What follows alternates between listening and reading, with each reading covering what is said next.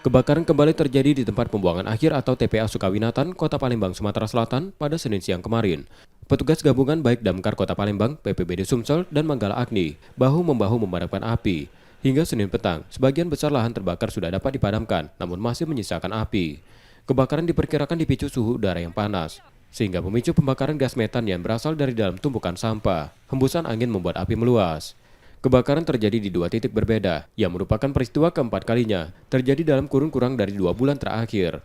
Asap dari kebakaran juga sempat terbawa angin ke jalan sekitarnya dan membahayakan pengendara. Mudah terbentuk gas metan dari sampah yang terdekomposter, terus dengan oksigen serta setengah suhu yang panas. Maka tadi sekitar jam 2 siang terjadi api yang cukup besar. Alhamdulillah, tapi kami tindak lanjuti dengan menggunakan alat berat untuk membolak-balik sampah supaya tertukar dengan sampah yang basah. Selanjutnya juga dibantu oleh Damkar Kota Palembang. Pendinginan terus dilakukan untuk pencegahan kemunculan api baru, karena lahan ditumpukan banyak mengandung gas berbahaya. TPA Sukawinatan seluas 25 hektar, merupakan tempat pembuangan akhir 1,7 juta jiwa warga Kota Palembang. Emriski Nurmezan, Kompas TV, Palembang, Sumatera Selatan.